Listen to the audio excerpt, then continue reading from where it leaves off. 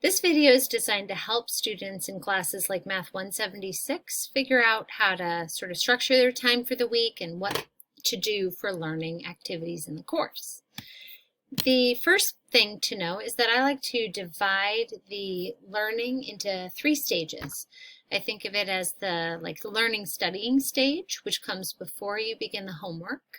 And then there's the homework stage, and then there's more the review and self-assessment stage. So typically I recommend that students do math basically every day for shorter sessions instead of doing math, in one giant batch. And one thing I want to remind you of is that in a 4 credit hour course, in addition to having 4 credits of studying based on what you would be doing in class or by attending virtual classrooms or things like that, there's also going to be another 2 to 3 hours per credit hour outside of class. So that means 8 to 12 hours of studying. So that means that if you're in a purely online class, then you might be looking at anywhere from 12 to 16 hours a week. And that's one of the reasons I just say don't save it all for one day, because 12 to 16 hours, even if you could set that aside in one day, you will not be fresh that whole time. So you have to spread it out. So here's how I recommend it. You spend about 2 sessions, and that might be more like 3 sessions for some, depending on how long they are, of learning. And we'll talk about what that looks like. So that would include things like watching videos, reading the book, etc. Then you begin your homework. And during that time, you really spread that out over a few days to allow yourself to process, to get help, etc.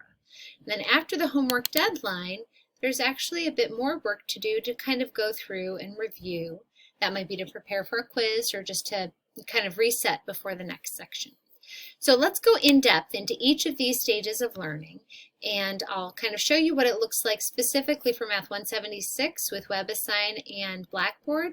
However, you can kind of adapt these to all of the classes that have an online learning component and see how this would work for each. The first stage is the learning stage. A lot of people do about 2 sessions for this, and what you do is you want to, have paper handy so you can take notes while you go through the various learning activities. Those of you who are either in a face-to-face or virtual classroom setting might actually have a lecture that you're going to, and so that would count as part of the learning stage. Also, when you are looking for what videos to watch, there are a lot of different possibilities on the Blackboard site. So I'd like to take a second and show you what these are. If you click into the college algebra class, the learning units will lead you to something that looks like this. And it shows you for each section, here's the book, here are a few little snippet videos. If you decide to start here, it's really important to start by reading the book. And that's because it's going to give you the overarching concept before you watch the little videos that sort of help illuminate certain sections. And you can take notes from the book and from these videos. Sometimes students in my classes like to actually begin by looking at the guided notes in videos. And what you can do here is you can access the notes that I use for my lectures along with my entire lecture. So it's more like attending a lecture class, but everything is recorded and is available on YouTube. So for example, in section 1.8, we would have the option to download or print the notes that I will go through. And then if you go back into guided notes and videos, you'll see that there's a YouTube playlist that goes through all of the videos for the notes. So you just scroll down to 1.8 and you'd watch the videos that go along with that. And in this case, those videos, I don't know, they're like 30, 40 minutes long total for that one section. So you'd allow some time to do that, and you'd take the notes as you went along for that. If you do that, then reading the book is still helpful, but is a little bit less essential, okay? Because we do a pretty comprehensive version of it in the lecture, but it's still strongly recommended that you would then go into the book and work from the book. So let's take a look. Watching the videos would include both my lecture videos and or the other videos that are available. Reading the book very helpful. And attending the lecture would be for students who are in virtual classroom or face-to-face classes. Now, once you're done taking the notes, it's a good idea to kind of go through them and figure out if there are parts you didn't understand. And if so, remember to ask for help. I'm available, and so I can help with more than homework questions. You can ask me questions on things that come up in the notes that you're confused on. All right, so that is the learning stage. So you'll do that for a couple of sessions, and then you will begin the homework stage. And I have 3 things to guide you as you do the homework stage. Usually students allow at least 2 to 3 sessions for homework. And one thing to remember is that students are often putting themselves too much in the passenger seat on homework when they need to be driving. So let me show you what I mean by that. Many students will begin their homework by clicking into the homework, and if there is a helper button like read it, watch it, or master it, they will, without even reading or trying the problem, they will immediately click in and watch it. What that student has done is they've immediately put themselves into the passenger seat of this learning activity instead of in the driver's seat. Remember, this same student is going to have to drive when it comes to quizzes and or tests because the helper buttons are going to go away.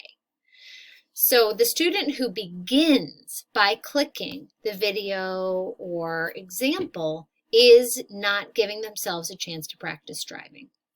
So those are, I consider them backup buttons, okay? These are things that you do if you've tried it and you've glanced in your notes and you're really stuck, okay? Now, you'll see here that, the problem is here, the helper buttons are here. You also have the option to practice another version. So I recommend you try it first, but you can always practice another version. And we also have this Ask Your Teacher button here. So let's go back and take a look at my summary. I said be the driver, not the passenger. What I mean by that is don't look things up or mimic problems or any of that without at least trying it yourself first. And then those are your backup plans. Now you'll be organizing your work well on paper, almost as if you had to hand in the homework. And so therefore, if you do have to click a helper button or look something up, you're going to want to write a little note on that problem so that you remember you weren't able to drive, right? You weren't able to do it yourself without an example. So a little star, a little question mark, or something like that, just to remind yourself, hey, I didn't quite have this down. The other thing to remember is that as you're working on the homework, since you'll be working on it in advance of the deadline, there's time to get help. You don't have to look up the solution on the internet. You don't have to hit your head against a wall for hours on a certain problem. If you work on a problem and the helper buttons don't do the trick for helping you understand, then you can click on the Ask Instructor, Ask Your Teacher button, type a little question, and hit send. And I'm really good about getting back to those questions. So I'll be watching for those and we can be in touch. And when you do that, you can also email me a photo of this nicely organized written work, and that'll help me troubleshoot with you and figure out what's going wrong for you specifically. So as you go along on every single problem, you want to self-assess. Is this quiz ready? Could I do this just on the fly without any helper buttons? Is it something where I need to practice a bit more, or is it something where I really don't understand and I need to get some help from the instructor? All right, last phase is review. I recommend that for every section, or at least for every chapter, you create what I call a cheat sheet. This would be like if I got to bring one piece of paper to the test, and depending on the structure of the class, sometimes you can, sometimes you can't. But I would create a cheat sheet that just sort of says, here's some things to remember, some formulas, things that you would want to bring with you to a test. In addition to that, you want to make sure you identify what does need extra practice and go do that extra practice until everything is test ready. For any of the things where you were stuck, you want to get some help. And finally, the index cards are available for this as well. So don't forget, just like other classes, if there's stuff you have to just memorize, you can go ahead and create index cards for these things. All right, so here's an example of a typical flow of a week. And depending on what section you're in and when things are due, you should adapt this. But typically, like if you have a Monday homework deadline, you'd have learning sessions sometime after the homework deadline. If you have a Wednesday quiz, maybe you'd start your sessions for learning on Thursday or Friday. If you don't, you might start a little earlier in the week and bump all of this ahead. And then you would do homework on at least 2 or 3 days, Saturday, Sunday, Monday. And then after the homework deadline, you still want to go back and do those review activities. All right. Hope that helps, and I'll be available if you need me.